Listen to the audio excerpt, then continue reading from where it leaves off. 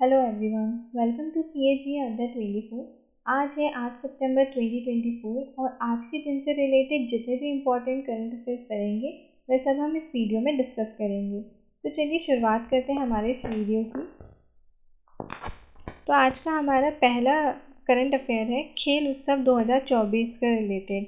इसका आयोजन किया गया हाल ही में, जो कि सूचना और प्रसारण मंत्रालय ने करा।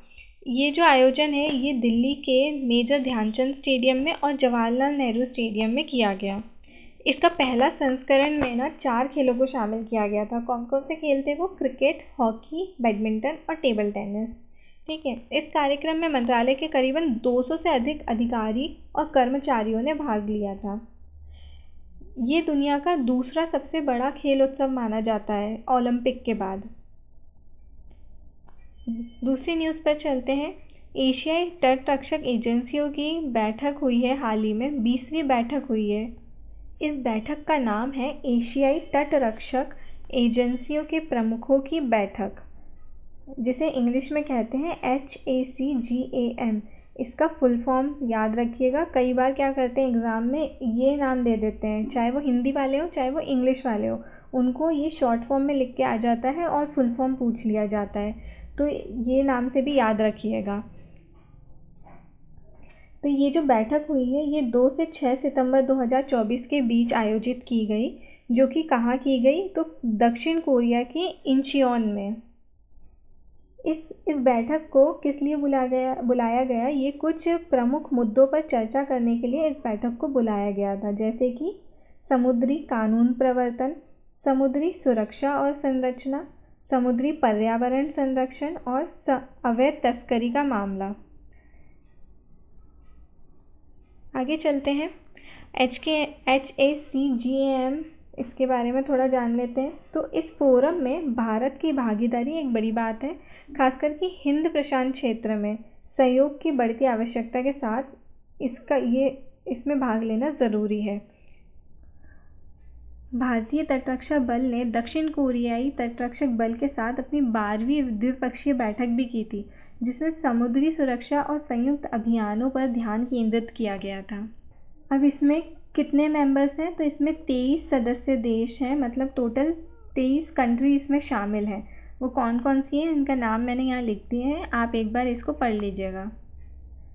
आगे चलते हैं। हाल ही में द हिंदू जो न्यूज़पेपर है उसने एक बुक रिलीज़ करी है।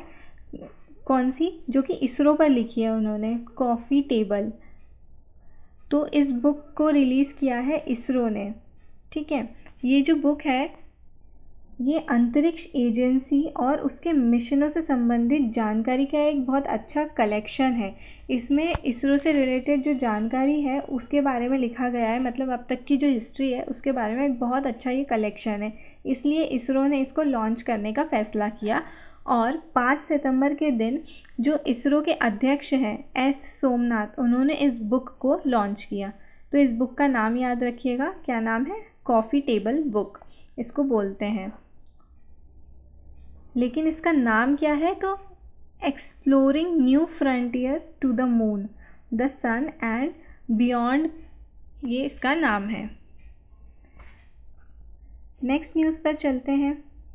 तो हाल ही में अंतर्राष्ट्रीय पुलिस सहयोग दिवस मनाया गया। ये कब मनाया गया? ये मनाया गया 7 सितंबर को। ये हर साल 7 सितंबर के दिन मनाया जाएगा और इसको पहली बार मनाया गया था 2023 में, यानी कि ये 2024 के दिन का ये दूसरा अंतर्राष्ट्रीय पुलिस सहयोग दिवस मनाया गया। ये किस लिए बनाया गया? तो ये इंटरपोल की स्थापना को मनाने और शांति, सुरक्षा और न्याय बनाए रखने में दुनिया भर से कानून प्रवर्तन की भूमिका को उजागर करने के लिए बनाया गया था। अब इसके आगे हम कुछ इम्पॉर्टेंट डेट्स एक बार रिवाइज कर लेते हैं। तो 1 सितंबर को हमने देखा था कि इंडिया पोस्ट पेमेंट बैंक की सातवां स्थापना दिवस मनाया गया। 2 सितंबर को विश्व नारियल दिवस, 3 सितंबर गगनचुंबी इमारत दिवस, 5 सितंबर को अंतर्राष्ट्रीय दान दिवस, 6 सितंबर को मनाया गया राष्ट्रीय पुस्तक वाचन दिवस, 7 सितंबर को अंतर्राष्ट्रीय गिद्ध जागरूकता दिवस और एक और दिवस 7 सितंबर को मनाया जाता है अंतर्राष्ट्रीय साक्षरता दिवस। नेक्स्ट न्यूज़ पर चलते हैं। तो हाल ही में तमिलनाडु के school education minister Anbil Mahesh Poyyamozhi ने एक heart and art of teaching नाम की बुक का इनॉग्रेशन किया या इस बुक को रिलीज़ किया। इस बुक को चेन्नई के कलेवनार आरंगमन में एवरग्रीन ग्रुप ऑफ स्कूल्स के संस्थापक बी पुरुषोत्तम ने लिखा था। इस बुक को प्रकाशित किया है ऑक्सफोर्ड यूनिवर्सिटी प्रेस इंडिया ने। ये बुक स्कूलों और कॉलेजों में शिक्षण समुदाय के लिए आवश्यक दिशा निर्देश, सलाह और सुझाव प्रदान करती है। अब क्विक रिवीजन कर लेते हैं एक बार। अब तक जो भी किसी ने बुक रिलीज़ करी है वो एक बार रिवाइज कर लेते हैं। तो कुलदीप गुप्ता ने लिखी थी a journey from black gold to white gold. Tarun Chugh की पुस्तक थी Modi's governance triumph, reshaping India's path to prosperity. प्रधानमंत्री मोदी ने एशियाई शेरों पर लिखी एक पुस्तक कॉल ऑफ द गेम का भी विमोचन किया था। Breaking rocks and barriers, memoirs of a geologist and mountains, Sudipta Sen Gupta, इन्होंने लिखी है ये बुक। नेक्स्ट न्यूज़ पर चलते हैं। हाल ही में उड़ीसा के चांदीपुर के एकीकृत परीक्षण रेंज से बैलिस्टिक मिसाइल अग्नि 4 का सफल परीक्षण किया गया। ये मिसाइल जो है वो DRDO द्वारा विकसित की गई है। अग्नि 4 एक भारतीय ठोस ईंधन वाली मध्यम दूरी की बैलिस्टिक मिसाइल IRBM है, जिसकी मारक क्षमता कितनी 4000 किलोमीटर तक है। DRDO के चेयरमैन कौन है अभी? Doctor Sameer V Kamat. ये 2022 में इनके चेयरमैन बन गए हैं। इस मिसाइल का लॉन्चर का नाम क्या है? Road mobile. आगे चलते हैं। हाल ही में शौर्य सैनी ने विश्व बधिर चैंपियनशिप यानी कि वर्ल्ड डीफ चैंपियनशिप को जीतकर वर्ल्ड रिकॉर्ड बना दिया है। इन्होंने पुरुषों की 50 मीटर राइफल 3 पोजीशन स्पर्धा में 580 के क्वालिफिकेशन विश्व रिकॉर्ड के बाद 454.4 का स्कोर बनाकर स्वर्ण पदक जीता। इस वर्ल्ड डीफ चैंपियनशिप का आयोजन कहाँ किया गया था? जर्मनी के हनोवर में। नेक्स्ट न्यूज़ पर चलते हैं। हाल ही में अंतर्राष्ट्रीय साक्षरता दिवस 2024 के लिए मंच तैयार करने के लिए साक्षरता के स्पेक्ट्रम पर अंतर्राष्ट्रीय सम्मेलन का आयोजन किया गया। ये कॉन्फ्रेंस वर्चुअल थी यानी वस्तुतः थी और इसमें किस किस ने भाग लिया था? तो CIET, NCERT और न्यू दिल्ली ने।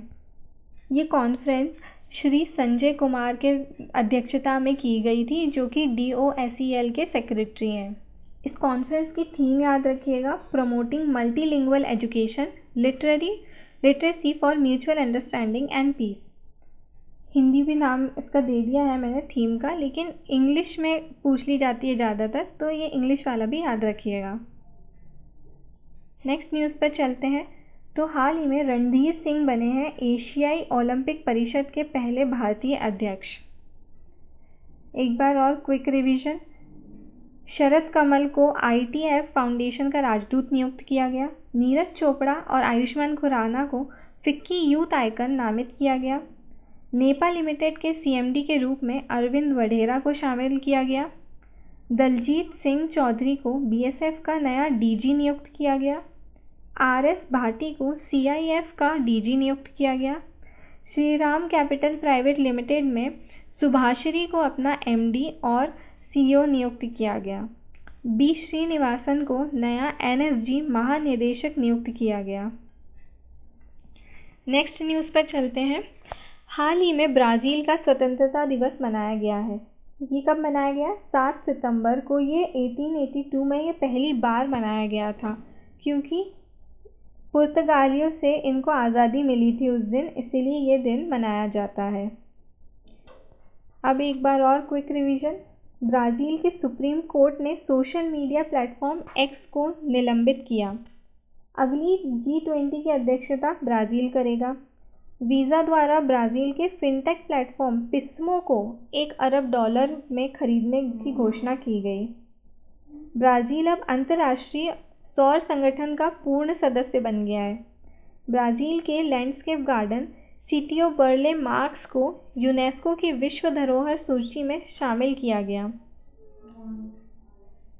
नेक्स्ट न्यूज़ है, मनीष कुमार गुप्ता को अरुणाचल प्रदेश का नया मुख्य सचिव नियुक्त किया गया।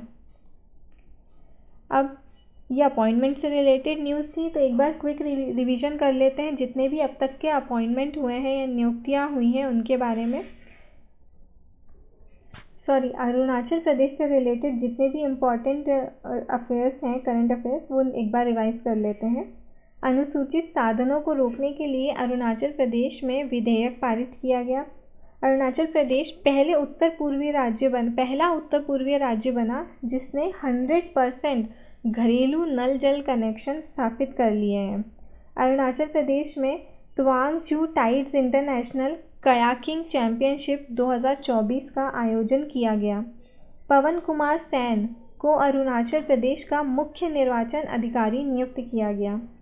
अरुणाचल प्रदेश के आदि केकर अदरक की वैरायटी है ये एक, और हस्त निर्मित कालीन जो तिब्बती निवासियों द्वारा बनाया गया है, और वांचो शिल्प को जीआई टैग दिया गया। अरुणाचल प्रदेश के मंत्रिमंडल ने विशेष बाघ सुरक्षा बल की मंजूरी दी है। आगे चलते हैं। हाल ही में सुपर टाइफून आया है यागी, जो दक्षिण को पूर्व एशिया से टकराया है। ये जो तूफान है ये चाइना के आसपास है। इसने फिलीपींस में बहुत ज़्यादा तबाही मचा दी है, बहुत सारे लोगों की डेथ हो गई। इसके बाद वो चाइना भी पहुंचा है, वहाँ पे भी इसने बहुत तबाही मचाई है। ये जो तूफान है, ये तूफान बेरिल के बाद यागी वैश्विक स्तर पर 2024 का दूसरा सबसे शक्तिशाली उष्णकटिबंधीय चक्रवात है। नेक्स्ट न्यूज़ पर चलते हैं। लंदन के सेंट जेम्स पार्क में बनेगा महारानी एलिजाबेथ द्वितीय का नया राष्ट्रीय स्मारक। नेक्स्ट न्यूज़ है, आईआईटी गुवाहाटी ने विमान शिक्षा को बढ़ावा देने के लिए एयरबस के साथ साझेदारी की है। इस सहयोग के तहत आईआईटी गुवाहाटी पाठ्यक्रम आयोजित करेगा जो छात्रों को शामिल करेगा और आवश्यक बुनियादी ढांचा और लॉजिस्टिक सहायता प्रदान करेगा।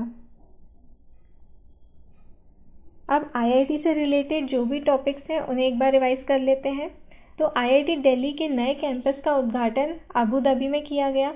आईआईटी खड़गपुर ने गूगल के सीईओ सुंदर पिचाई को डॉक्टर ऑफ साइंस की उपाधि से सम्मानित किया। एनआईआरएफ यानी नेशनल इंस्टीट्यूट रैंकिंग फ्रेमवर्क सूची में लगातार छठी बार आईआईटी मद्रास शीर्ष पर रहा। आईआईटी दिल्ली में बीटेक इन डिज़ाइन का 4 वर्षीय स्नातक कोर्स शुरू करने की घोषणा करी गई। आईआईटी मद्रास ने भारत को शतरंज में वैश्विक महाशक्ति बनाने की योजना का अनावरण किया। अफ्रीकी स्वाइन फीवर वायरस प्रोटीन की खोज आईआईटी गुवाहाटी ने की। नेक्स्ट न्यूज़ है हमारी, पेरिस पैरालंपिक समापन समारोह में भारत का ध्वजवाहक कौन बने, तो वो बने हरविंदर सिंह और प्रीति पाल। अब ये दोनों, जब ये पेरिस पैरालंपिक ख़त्म हुआ तो उस टाइम पे ध्वजवाहक थे। तो इसकी शुरुआत में कौन थे, जब ये उद्घाटन समारोह था तो उस टाइम पे कौन थे, सुमित अंतिल और भाग्यश्री जाधव। ये बहुत अच्छा शॉटपुट खेलती हैं, इसलिए इन्हें बनाया गया था ध्वजवाहक। आगे चलते हैं। तो ये हमारी हेडलाइन थी आज की, 900 करियर गोल किसने किए हैं। तो ये 900 करियर गोल तक पहुंचने वाले पहले खिलाड़ी बने क्रिस्टियानो रोनाल्डो। ये कौन से स्पोर्ट से रिलेटेड है, तो ये फुटबॉल से रिलेटेड है, आप सभी को पता ही होगा। आगे चलते हैं।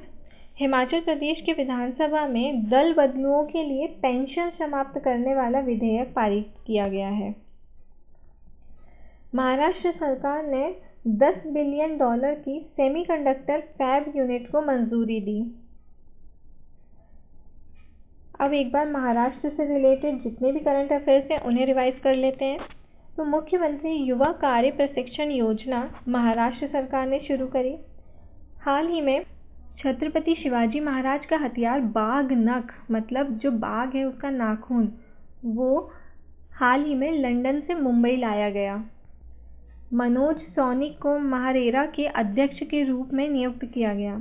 महाराष्ट्र सरकार ने लाड़का भाऊ योजना की शुरुआत करी है। महाराष्ट्र सरकार ने स्कूलों के पास उच्च कैफीन वाले जो ऊर्जा पेय पदार्थ हैं उनकी बिक्री पर प्रतिबंध लगाने की घोषणा करी। प्रधानमंत्री मोदी ने ठाणे और बोरीवली ट्विन टनल परियोजना की नींव रखी। तो आज के सेशन के लिए इतना ही। मिलते हैं अब हम नेक्स्ट सेशन में, और इस सेशन की PDF आपको डिस्क्रिप्शन बॉक्स में मिल जाएगी, आप वहां से डाउनलोड कर सकते हैं। अगर आपको वीडियो अच्छा लगा हो तो लाइक कीजिए और ज़्यादा से ज़्यादा लोगों तक इसे शेयर कीजिए। इस वीडियो के बाद ये जो वीक ख़त्म होगा, मतलब ये सप्ताह जब ख़त्म होगा, तब मैं हर संडे को आपसे कुछ वीकली MCQ के रूप में करंट अफेयर्स लेकर आऊँगी आपके लिए, जिसमें कि आप अपनी प्रैक्टिस कर सकते हो। वो प्रैक्टिस के लिए ही मैं बनाऊँगी। सिर्फ उसमें 50 क्वेश्चंस होंगे MCQ के फॉर्म में, तो उससे आप अपनी प्रैक्टिस चेक कर सकते हो और आपका एक रिवीजन भी होते जाएगा हर हफ्ते का। मिलते हैं अब नेक्स्ट वीडियो में।